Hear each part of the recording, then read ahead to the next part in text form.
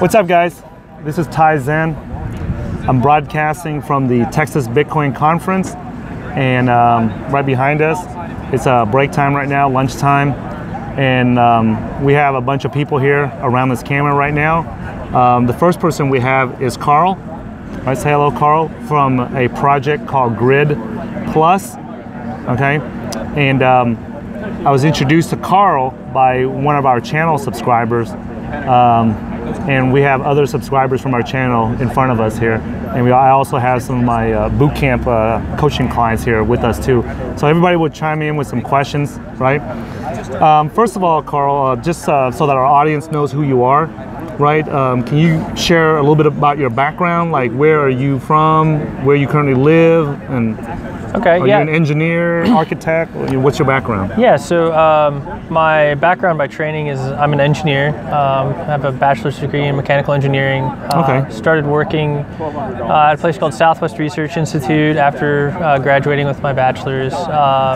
Started something called the Energy Storage System Evaluation and Safety Consortium, which did testing of large format lithium-ion batteries for energy storage applications. Kind of got me introduced into the energy sector. Got my doctorate from UT in material science. Okay, so you're a native of Austin then? Yeah, so I've been in Austin at least 6 years now. Previously I was in San Antonio, so I've been in Texas a little more than a decade. Yeah. So in case you guys are from outside the US, Austin is a city in the state of Texas, and that's like the second best city to live in America. Okay, so just so you guys know that. I'm going to be biased about that because I originally lived here for many years, so obviously there's a bias, but I can say that because I've actually lived and worked in pretty much all the major cities in America, and Austin, hands down, in my opinion, is the second best city to live in America. Okay, so to kind of finish the other parts of the question, so after getting my doctorate degree, I had a friend I kind of introduced to cryptocurrencies in graduate school, and he ended up graduating with a master's degree before me. He started working at a place called Consensus, which is arguably the world's largest blockchain consulting company. It's about 400 employees. Its main office is in Brooklyn, New York.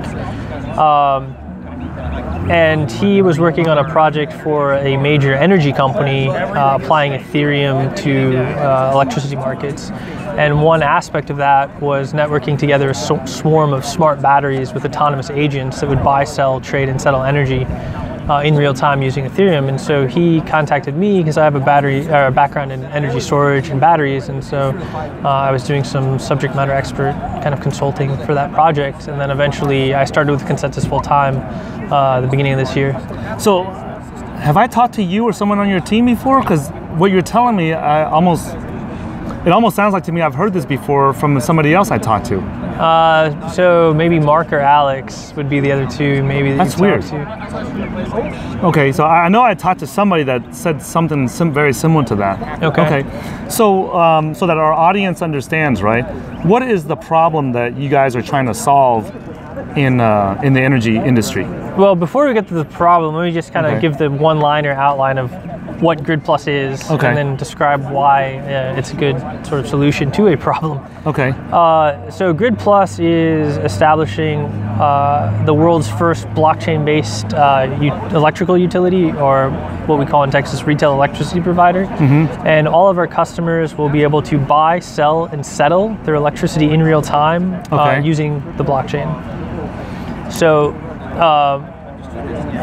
so that's kind of the one-liner, and what we're aiming to do is create a more efficient retail piece of the electricity supply chain, which will ultimately lower the price for consumers in Texas, but also put in place the financial rails that are needed to realize incrementally what we call the transactive grid. And the transactive grid is basically having a grid that has distributed energy resources on it, so batteries and solar panels that are then controlled with IoT. And Ethereum can basically be the dynamic distributed backbone that will enable the grid where you have disparate assets owned by disparate people that need to make settlements with each other. So you're using a lot of big scientific and technical terms there. So this is an investing channel, and nothing confuses an investor more than technical Okay. jargon, okay? So I'm gonna have to break this down for our audience so that they understand this, okay? And they're gonna expect me to break this down to them simply because they know that I used to work at an energy brokerage firm in Dallas. Sweet. Right? And the energy brokerage firm that I used to work at, their CEO used to be the one of the was the president of TEPA, which is the Texas Electricity Professionals Association. Which is that St. Clair? Yeah. I talked to him like 2 days ago. Okay, yeah. Yeah, he was the former, St. Clair was the CEO of the energy brokerage firm that I used to work at. Yeah. So what the stuff that you're talking about is not going to be like a foreign language to me because I used to work with St. Clair. Okay. Yeah. And he was the one who introduced me to Bitcoin. Okay. So let's first, the audience needs to understand how the electrical grid and the energy is distributed and stuff like that in America first. And then we can go into Grid Plus. Otherwise, they're going to be confused why Grid Plus is even needed. Absolutely. Right? So basically, in the U.S. and in the world, you really have sort of two main groupings of markets. One is what we call a regulated market, and one is what we call a deregulated market. Yeah. So in a regulated market, you essentially have a monopoly on the entire supply chain. So a single company is responsible for generating the electricity, transmitting the electricity, and selling the electricity. Okay, so let's pause right there real quick. Okay, so there's 3 stages of electricity development in the energy business, right? That Karl just mentioned. The producer of the electricity, which is called the generator, right? And then the supplier. Or the transmission. So transmission, distribution, and then the retailer are the people that the financial intermediary that sells the electricity to the customer. Okay, so there's these 3 parties, and then the consumers, like the households, the individual users like us, we interact with the retail supplier. Correct. Okay, so now what is the problem that they are facing that you guys are trying to solve? So. That's the supply chain. So in a regulated market, those are all operated by a single entity. In a deregulated market, you have competition, and the competition exists at the generating side and at the retailing side. Yeah. So you can have companies come in and openly sell their electricity into the market, and you can have companies come in and openly buy that electricity out of the market. So in Texas, these retailers are these essentially financial intermediaries that don't have a tremendous amount of value add to the customer whom they're selling a commodity. Yeah. But they have a relatively inefficient cost structure.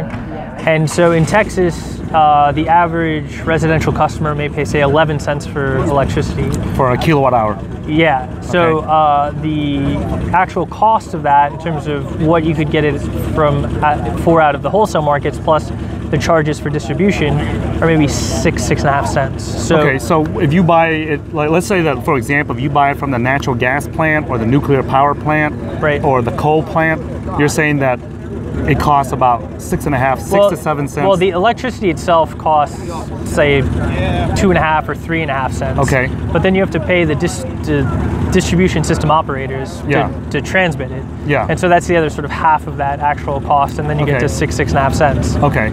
But then when it comes to the household, where you actually use it at your house, now it becomes 11 cents. Correct. And that change from 6 to 11 is the retailer. Okay. So the retailer is charging you 80, 100% markup on their cost. Okay. Okay. And so the question is, what are they doing with that other half of the money? Yeah. Right? And if you kind of break it down, but if you ask them, if you tell them, hey, you guys are marking this electricity up too much for the household consumer, they're going to respond back and say, well, we have to provide the utilities, we have to provide the meters and all the wires and everything. No, that's the DSO. Right? That's the DSO. That's not the REP. So the utility that you interact with as a customer, they don't provide any of that. Okay. They're just a financial intermediary. They have no wires, they have no meters, they have no responsibilities. They only have the responsibility to buy energy and sell energy. There's no physical infrastructure costs. Yeah. The distribution charges are what cover the meter charges and the wire charges. The generation is what covers the electricity charges. Okay. And then the rep is basically this administrator that comes in. Yeah. And but if you ask them, if you tell them that it's not fair, their response is going to be that, hey, we buy this in bulk to redistribute it back. Yeah, and then you charge an 80 to 100% markup for doing so. Okay. So if we look at what they're spending that 80 to 100% markup on, because the retailers are actually not super profitable in Texas. They're very non-differentiated sellers of commodities. So there's not actually a lot of economic profit that can be made by them, but there's still this inefficiency in the stack. So it'll help to kind of describe what that is. So if you look at their stack of money that they spend, about 25% of the money goes to amortizing bad debts of non-rate paying customers. So about 4 to 5% of your base customers will end up having an uncollectible debt. So they have to amortize that cost across all the other rate payers. And when you work that out, it can be 20 to 25% of that margin. Another 25% of their margin goes to administration costs. So that's billing, that's using traditional financial services, that's also engaging in some amount of hedging activity. So you're saying the extra cost that's tacked on top of what the consumer has to pay is administrative? Yeah, is where this money is going, and then half of that money is going to advertising. So the dirty secret in Texas, or the well-known dirty secret, I guess, is that there's a 30% customer churn per year for customers in competitive regions. So the retailers have to spend half of that money to advertise and incentivize new customers to sign up to keep up with that 30% churn. Okay. So half of that markup is just going to marketing and incentives. Okay. So what we plan to do is, by having real-time payments, we can eliminate the bad debt costs. We think we can eliminate about half of the administrative costs.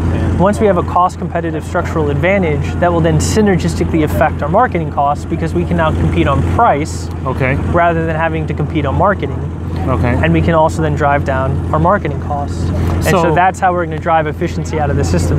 Okay, so where does the blockchain, so you described the inefficiencies in the current energy grid in the system in America right now, in the deregulated markets. Correct. So how does that involve the blockchain?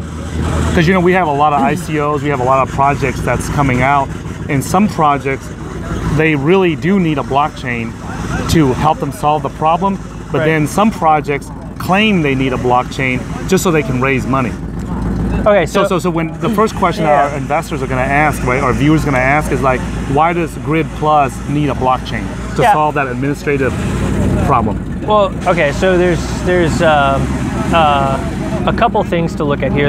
I want to just kind of back off a little bit, because you're saying what needs a blockchain, and then I'll specifically answer why Grid Plus needs a blockchain. So if you ask what blockchain is, my one sentence description of blockchain is that it's a technology that allows the digital transfer of value. It's fundamentally like the new characteristic that makes blockchain interesting. If you think about every sort of information technology prior to blockchain, it was a protocol for the transfer of information. Whereas blockchain, Bitcoin, Ethereum are the protocols. Allows you to transfer value digitally. Correct. And that's like the key piece. So you need an application that benefits from digital value transfers. So that's point one. Point two is they're now real time. So unlike our traditional financial system, which is not real time, right? You can make a credit card transaction that happens instantly, but that transaction didn't happen. It was a record that went against a credit. So basically you're talking about clearing and settlement. Clearing and settlement has temporal delays. They take time. So that's the biggest issue when you look at the electricity markets, because electricity is a unique commodities market. Most commodities markets are done on a contract basis and settled on a cash basis. The good is never consumed like on the floor of the exchange. With electricity markets, it's an instantaneous generation and consumption of supply. So it's this ethereal asset that is being made and destroyed simultaneously, instantaneously. Which means that let's say if a gas plant or a coal plant or a nuclear power plant generates that electricity, they have to immediately be consumed. There's no place to store it. There's very little storage on the grid. It has to get consumed pretty much instantaneously. So that makes it a unique commodity, because it's this ethereal commodity, and it trades on a real-time basis. It's used on a real-time basis. So the inefficiency that exists and why you need blockchain is because the traditional financial systems are non-instantaneous. That's what forces the intermediation of the market, and what forces collateralization of the actors that participate in the markets, because there's a disconnect between when the energy is used and when the energy is paid for.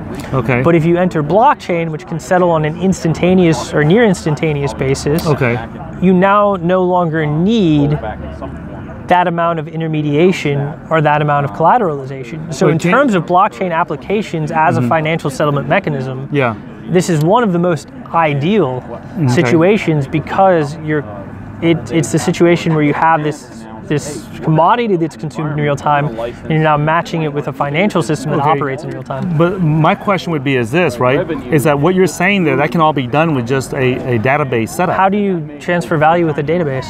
Okay, so how are you, like, what is, okay, so like, let's say that we take each Grid Plus token. What is it attached to? Is it attached to a kilowatt of energy, of electricity, or? You give us an example, walk us through an example of how that works. So the token that we're actually using for the settlement process will either be Ethereum or something we call the Bolt. So we'll just keep it with the Ethereum analogy. Yeah, let's just call it a token for now. A token. So if I'm a consumer, I sign up, I put Ethereum on my agent device. It reads my smart meter. It has market pricing.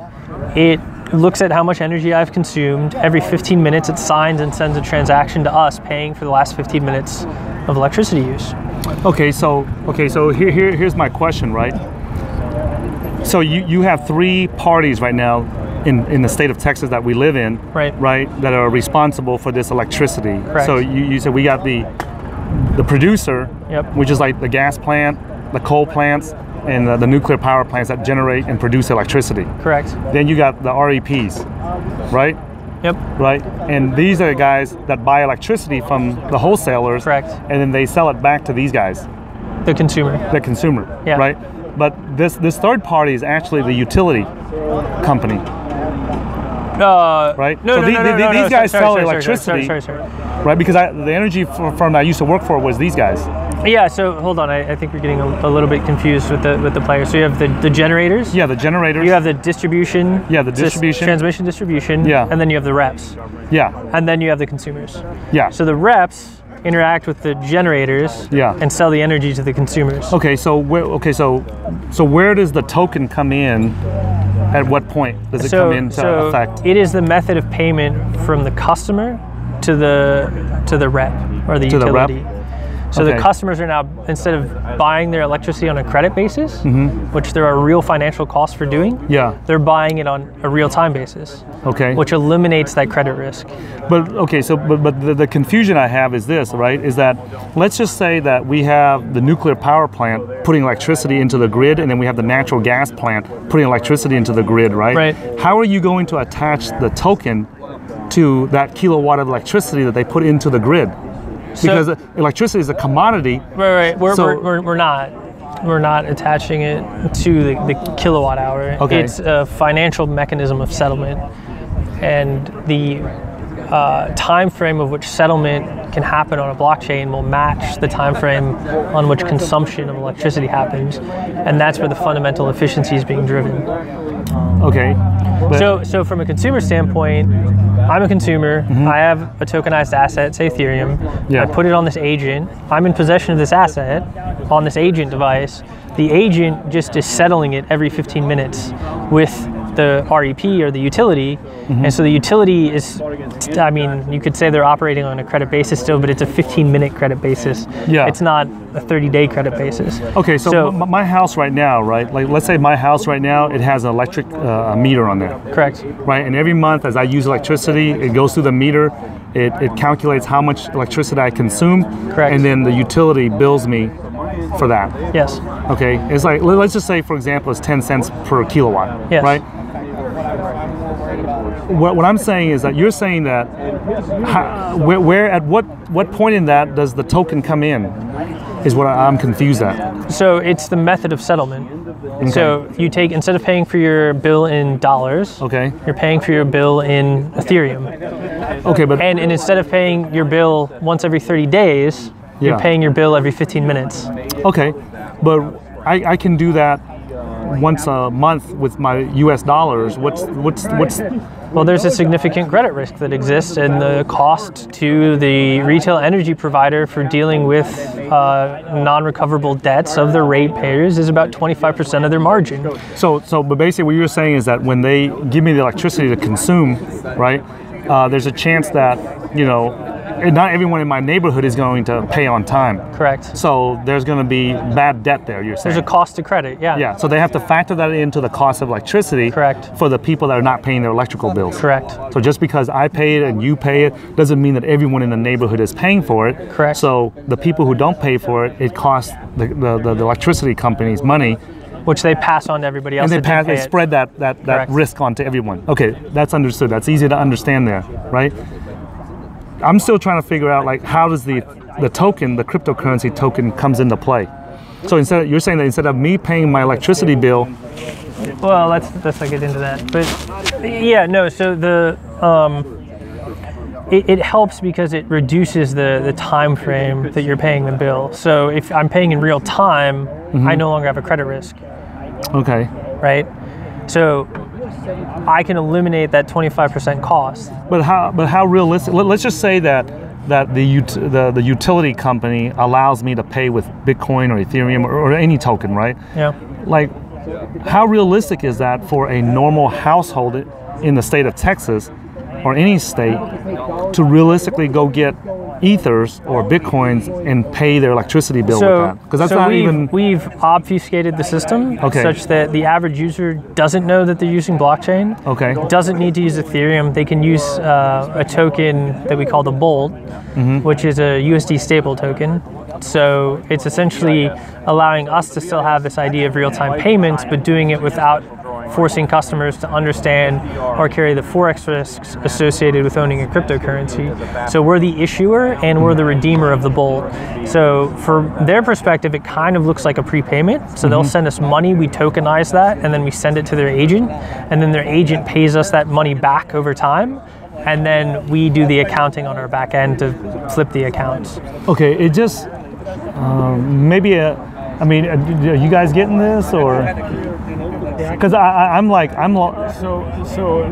let's see if this garbled explanation helps. So basically, instead of so where the inefficiencies and the extra costs come in right now is due to the credit risk and all those things, and because you have to go with them, then you have to pay the markup for the marketing and all that stuff.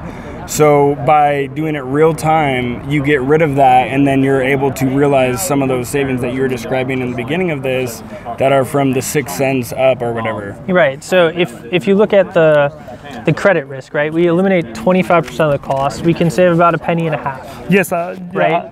That part I understand. Like right. And then so if you then eliminate some of the administrative costs because you're not hedging anymore, you can eliminate another 10-15%. Yeah, I understand that you can, you don't have to convince me or our viewers that, instant settlement saves everyone a ton of money, right? But what I'm saying is that I currently wait till the end of the month and pay my electricity bill, right? It's hard for me to imagine that that you tell a household, a homeowner, to go and get some Bolt tokens or Ether tokens or any kind of tokens, and they can just pay for it with US dollars. Yeah, no, so from their standpoint, the Bolt looks transparent to USD. Okay. So instead of paying at the end of the month, they're paying at the beginning of the month. But okay, so it's great. I can see how it benefits everyone if you pay it every day. If you live in a world where you don't have widespread adoption of cryptocurrencies, you have to make this financial abstraction of a stable token such that you don't have to educate every customer on what a cryptocurrency is to benefit from the cost savings of the system. But you can make this financial abstraction. It gives them the same benefits, but may appear as a prepaid system, not a real-time payment. If in the future you have higher adoptions of cryptocurrencies, you can use the native token as settlement, say Ethereum, and then you don't have to have this financial abstraction of the stable token. They can just pay for their electricity in real time using a cryptocurrency, and that's where the true benefit comes into play, because you're in control of your assets. You have fungible assets. You have fungible assets. And you're paying for your electricity in real time. Arguably, even if you do have the Bolt, you still have fungible assets because you have an ERC20 USD-backed stable token, which you could trade, right? So you still have those fungible assets in your wallet. Okay. And so technically, if you're completely unaware, it looks like a prepaid system, but in reality, it's still a real-time system. It's just we've abstracted it to the point that you may not know the difference. Okay, so yeah, I understand what you're saying is that if the energy system, how the bills are being paid, if that can be done in real time, I can see a huge savings for everyone that's involved, right? My question is not that it's not a savings. I understand that there's a savings there if that can be implemented. My question is that if a household is already paying the bills the way they are on a monthly basis, as a homeowner, I just don't see how, okay, whether I pay my bills every day or at the end of the month, I don't see So you're not actually paying your bill every day. Okay. You're just paying your bill on automatic payment, and all of this is happening in the background. So from a consumer's point of view, it looks exactly the same, and it's cheaper, right? So it's 30% up. We anticipate it'll be about 30 to 40% cheaper. And from your standpoint, it looks exactly the same, except you're debiting your account at the beginning of the month rather than the end of the month. So but otherwise, it looks, I'm just prepaying for the electricity. And you're getting it for a lower rate, yeah. Okay, so my thoughts are this on that, okay? And I'm just saying this from experience because I used to work at an energy brokerage firm. Okay? Prepaid's a hard sell. Yeah, you're not going to convince me to prepay for my electricity. Right. So there's a cost point at which you will be convinced to prepay your electricity. Like I used to work at the energy brokerage firm, right? That you know about, and we used to help people save 15-20% on their electricity, and they still were not interested. And these are guys that were spending $5,000-$10,000 each month on electricity, and we have, so our CEO developed some software to help track their electricity usage and monitor the markets and time it so that we can get them 15-20% savings, and they still were not interested. And then these are people that use $5,000-$10,000 worth of electricity a month. They're not like a household like me that only uses $50 to $200 worth of electricity. It depends on the market. So there's a certain percentage of consumers that would be willing to do that, and it's actually not the same demographic that prepaid is traditionally targeted. Most prepaid is targeted at from a residential side has been targeted at bad credit individuals, right? So who is your ideal target to use Grid Plus then? So our ideal target is there's a couple different demographics, but if you're talking about a non-technical or crypto demographic, you're talking about someone with a large house that has large amounts of money, so they have a decent bill and they'd be willing to save money on it, and it's not an ask for them to prepay. Okay, so when I worked at the energy brokerage firm, we rarely ever, I don't remember us handling any household accounts, simply because there's not enough profit margin in there. Because a house only uses, in the energy business, the profit margins are so thin that no. So it's the inefficiency, right? So in the brokerage business, as you go up scale, your margin drops. Yeah. So residential has the largest amount of non-value added fat in the entire stack, right? Once you get this basically commercial, you're saying there's more profit margin in residential. Well, it's not. There's more margin above cost. It's not necessarily profitable. Yeah. But there's more money that's wasted, right? As you get into higher volume consumers, C&I customers, right? The amount that people mark that up is less because they have less costs associated per unit of administrative costs, and they can do better job managing debts, and they don't have to have as large of commercial operations because each customer represents a larger volumetric charge. So, right, if you just look at the average price, right, so residential maybe 11, as you get into commercial maybe it goes down to 9, you get into industrial at 7 or lower, right? Yeah. So it goes down a sliding curve. Yeah, because the industrial and commercial electricity they buy in volume. Correct. So that's why the electricity is cheaper. So well, it's not that the electricity itself is cheaper, it's that the margin that you guys are charging per unit is lower. Yeah. Right? Because you're still buying the electricity from the same pool that the residential guys are going out of. It's just the cost per customer per kilowatt hour is different. Yeah. So anyway, I don't know where we were going with this. No. Well, the reason why I'm asking this, right, is that, we see a lot of blockchain projects, right, that they're attempting to solve you know, obviously you guys are trying to solve a real world problem here with electricity, and I recognize that that is a real world problem because I used to work in the energy brokerage firm, right? Right. But my question is that the way that the energy business is set up in these deregulated markets, right, it's extremely difficult for a new player or something new technology to come in, and because it's almost like a good old boys club where, you know, the established players maintain a foothold in that. You know what I'm saying? Right. So what my question to you is that, you know, when I used to work for the energy brokerage firm and we offered like up to, you know, 10, 15, 20%, you know, savings for businesses, even then they were still not interested. So what I'm saying is that, let's say that you bring Grid Plus into the system, how are you going to get these people to adopt it? Yeah, so because even with 15, 20% savings that our firm was helping them, even then they were not interested. Right, so, okay. So, first off, 15 to 20% is different than 30 to 40. Yeah. I'll point that out. So there's a different sort of price point there. The other thing is that long term, this isn't just about retail energy sales at all. It's doing a couple of things. One is it's putting the financial rails in place to incrementally take advantage of responsive distributed energy resources. So the most immediate one you can think of is, say, a Nest thermostat. Okay. If I have a Nest thermostat, you have a Grid Plus agent, you have a smartphone app, you can let your smartphone app share your data with your agent. Okay. The agent can then control your house based off of where you are. So it can see when you're coming home from work and start cooling your house down or heating your house back up. Right? It could do the same sort of thing if you have like a Tesla. Instead of charging your Tesla when you get home, it could defer charging till 2 a.m. and charge it for, you know, 1 or 2 cents or even free potentially. So you get rational responsiveness at the edges of the grid, which then drives lower cost and drives efficiency beyond like what you just get out of the administrative collapse, because you're now using energy in a responsive, efficient way. As you keep extending that, you can think of a world where you have solar panels and batteries, and you can properly have people buy, sell, and trade energy more in a more localized sense rather than a nodal sense. So you get these highly granular, localized marginal pricing, and this is all incrementally enabled by the system that we're putting in place. And then longer term, you can actually think about going up the stack. So you can think about brokers, you can think about wholesale markets, because although there's fewer participants, they would have many of the same material benefits by having a tokenized settlement mechanism. So long term, you can go out, you can go up, right? We're gonna have a transactive grid.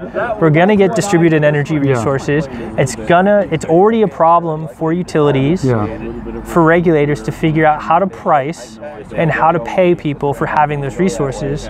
If we wanna keep having solar energy, we wanna keep having batteries, we wanna keep having wind, you're gonna need a system that allows dynamic pricing and allows the individual consumers to take advantage of those dynamic prices. Okay, hold on right there.